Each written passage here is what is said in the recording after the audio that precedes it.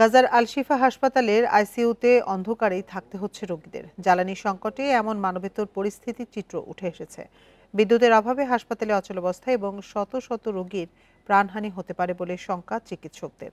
এমন অবস্থা চলতে থাকলে হাসপাতালটি কবরস্থানে পরিণত হবে বলে জানিয়েছে এর পরিচালক। বান্ডেল থাকলে প্রতি সেনমানিতে টাকা বাঁচবে। বিকাশ সেনমানি বান্ডেল কিনে জিতুন প্রতি লেনদেনে। ইসরায়েলের দীর্ঘদিনের অবরোধে অবরুদ্ধ গাজার হাসপাতালগুলোতে বিদ্যুৎ উৎপাদনের জন্য প্রয়োজনীয় জ্বালানি প্রবেশ করতে পারছে না।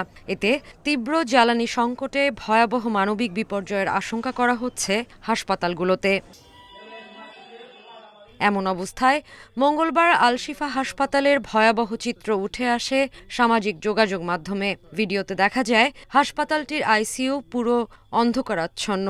এমন অবস্থায় রোগীকে ম্যানুয়ালি ভেন্টিলেশন দিচ্ছেন একজন স্বাস্থ্যকর্মী, কারণ জ্বালানি সংকটে বিদ্যুৎ নেই সেখানে। বর্তমানে পুরো আল শিফা হাসপাতালই এমন অন্ধকারে ডুবে আছে। আল শিফার পরিচালক ডাক্তার মোহাম্মদ আবু সালামিয়া জানান, জ্বালানির ঘাটতিতে মানবিক বিপর্যয়ের শঙ্কা দেখা দিয়েছে।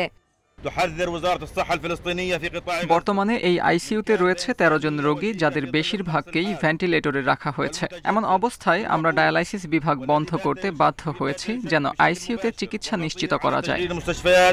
এছাড়া হাসপাতালের জ্বালানি সম্পূর্ণরূপে ফুরিয়ে গেলে প্রিম্যাচিওর নবজাতক ও ডায়ালাইসিসের রোগীরাও ঝুঁকিতে পড়ার শঙ্কায় রয়েছেন।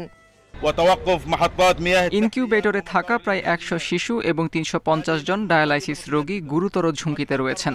এছাড়া জ্বালানি সংকটে অক্সিজেন বন্ধ ও ব্লাড ব্যাংকে থাকা রক্ত নষ্ট হয়ে যাবে। এতে এই হাসপাতাল নিরাময় কেন্দ্র না, বরং কবরস্থানে পরিণত হবে। ডব্লিউএইচওর তথ্যমতে গাজায় আগ্রাসন শুরুর পর থেকে স্বাস্থ্যসেবা খাতে ৬০০-র বেশি হামলা চালিয়েছে ইসরায়েল। একদিকে প্রতিদিন হতাহতের ঘটনা, অন্যদিকে চিকিৎসা সরঞ্জাম ও জ্বালানি সংকটে মুখ থুবড়ে পড়েছে গাজার স্বাস্থ্য খাত। এ নিয়ে বারবার সতর্ক করা হলেও এই বর্বরতা থামাতে আন্তর্জাতিক সম্প্রদায় তেমন কোনো কার্যকর পদক্ষেপ নেয়নি। Sadia Afrin, independent news.